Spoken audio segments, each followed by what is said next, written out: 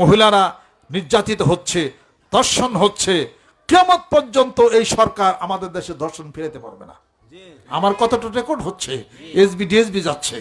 আমি বারবার সরকার প্রধানকে আমি অনুরোধ করতেছি, কখনো এই দেশের ধর্ষণ কখনোই বন্ধ হবে না। 7 বছরের শিশু কি বুঝে তাকে ধর্ষণ করা হয়? ধর্ষণই করা হয় না, তাকে খুনও করা হয়। এটা এদেশে কখনোই ধর্ষণ এটা বন্ধ হবে না। যদি একমাত্র আপনি ধর্ষণকারীদের এই শাস্তির বিধান অ্যাসেম্বলিতে আপনি একটা বিল পাস করেন, ধর্ষণকারী হলে এবং যদি খুন করে হত্যা করে হলে পরে ফায়ারিং স্কোয়াডে তাদেরকে মেরে ফেলা হবে। 3-4 গুলি করে বানেন, দেখবেন যে 7 দিনের মধ্যে ধর্ষণ শেষ। জোরে কোন ঠিক কিনা? ইনডেমনিটি বিল বুঝেন কিছু? ইনডেমনিটি বিল এটাকে অ্যাসেম্বলিতে এটাকে বাতিল করার জন্য এটাকে ভোট দেওয়া হয়েছে। তার মানে যুদ্ধাপরাধীদের বিচার করা হবে, এটা হলো ইনডেমনিটি বিল বাতিল করা হয়েছে। জোরে কোন ঠিক কিনা? এটাও কিন্তু করা হয়েছে। আমি সরকার প্রধানের কাছে আমি আবেদন জানাইছি, আল্লাহর নবী কিনিয়া, রাসূল কিনা, কোরআন কিনা, শুধু তাই নয়, যে কোনো ধর্মের প্রতি আঘাত হানবে, হিসিং করবে, হোক বৌদ্ধ, হোক খ্রিস্টান, হোক হিন্দু, হোক মুসলমান, এদেরকে এই সংসদে বিল উত্থাপন করে কমসে কম 10 বছরের সশ্রম কারাদণ্ডের ব্যবস্থা করা উচিত। যদি তাই করা হয় তাহলে ধর্মীয় হানাহানি বন্ধ হয়ে যাবে।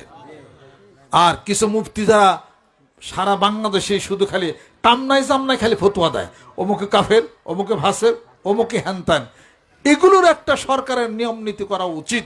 যারা মুফতি যারা ফতোয়া যারা দিবে, ফতোয়া বিভাগে পাশ করার পরে আলিয়া নিসাব হোক, কমি নিসাব হোক, অন্তত পক্ষে 1 বছর একটা ট্রেনিং এর ব্যবস্থা করতে হবে। সমাজে ফতোয়া দেওয়ার বিশৃঙ্খলা যেন করতে যেন তারা না পারে। আমি আপনাদের খেদমত আরজ করতে চাই, কিছু নিয়ম নীতি আছে, যদি আমাদের দেশের সরকার সেটা যদি পালন করে, এই দেশ আরো শান্তি এবং আরো ভালো হয়ে যাবে।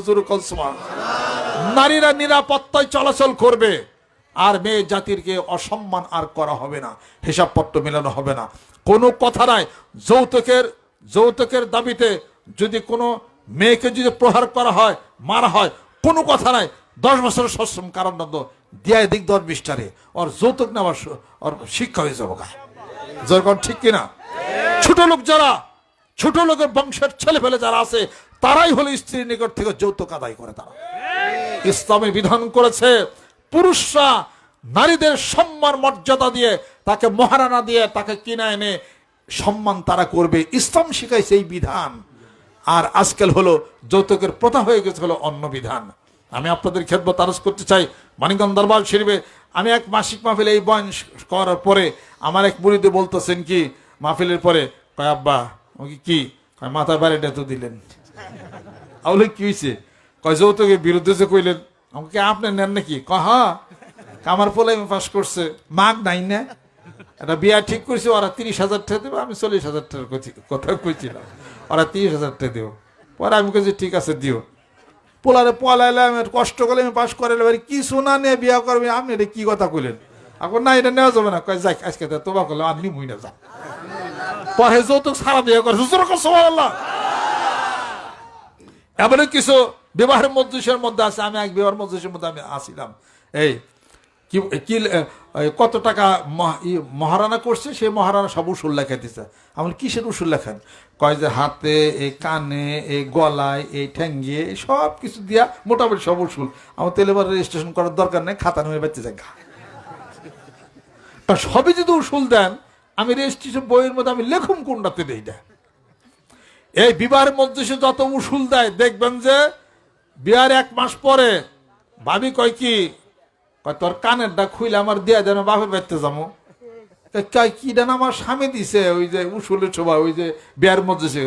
হ্যাঁ, এটা আমারটা খুইলা নিয়ে আমার ওই যে দেওরে তোর বিয়া এটা করে নিয়েছে, বাবিরটা খুলে নিয়েছে, মাওয়ারটা খুলে নিয়ে গেছে সেট, ইয়ার পরে পাশের বাড়ির আরেকজনের গলার সেন নিয়ে গেছে, এটা নিয়ে বিয়ার মধ্যে সে সব লেখা উসুল দেওয়া থুয়েছে। এই ধরনের প্রতারণা পূর্ণ বিবাহ করা যাবে না। দরকার পড়ে সিটি গোল্ড দেন, দরকার পড়ে রূপা দেন। ছেলেরা যারা বিবাহ করবেন সত্যের মধ্যে থাকবেন। নারী জাতিকে এই ধরনের ভোগার মধ্যে ফেলা, তাদেরকে ভোগের পণ্য বানানো যাবে না। হাত উঠান, হাত নামান। মানিকগঞ্জ দরবার শরীফের নেতৃত্বে যত ধনী মানুষ আছেন আরেক ধনী মানুষের মেয়ে তালাশ করেন, শরম লজ্জা করে না? আল্লাহর নবী হাদিস শরীফের মধ্যে ইরশাদ করেন, যারা গরিব ধনীদের 500 বছর আগে জান্নাতে চলে যাবে। আল্লাহর নবী হাদিস শরীফের মধ্যে ইরশাদ করেন, গরিব যত মায়েরা আছে মেয়েরা আছে আমি রাসূল আমার সাথে জান্নাতে পাশাপাশি অবস্থান করবে। জোরে কোন সুবহানাল্লাহ। এই হাদিস শরীফ শোনার পরে হযরত ওসমান গনি রাদিয়াল্লাহু তাআলা আনহু বলতেছেন, ইয়া রাসূলুল্লাহ, আপনি দোয়া করেন আমি ওসমান গনি যেন গরিব হয়ে যায়। আল্লাহর নবী সাল্লাল্লাহু আলাইহি ওয়াসাল্লাম বলতেছেন, ওসমান রে গরিব হতে চাও কেন? আপনি তো বলেছিলেন গরিবরা ধনীদের 500 বছর আগে জান্নাতে যাবে। ওসমান, আমি কামনা করি আমি যেন গরিবদের কাতারে হইয়া যায়। সবচেয়ে গরিব সাহাবী ছিল হযরত আবু বকর, সবচেয়ে গরিব সাহাবী ছিলেন হযরত আবু হুরায়রা, সবচেয়ে গরিব সাহাবী ছিলেন আর বেলাল হাফসি রাদিয়াল্লাহু তাআলা আনহু। জোরে জোরে কোন সুবহানাল্লাহ।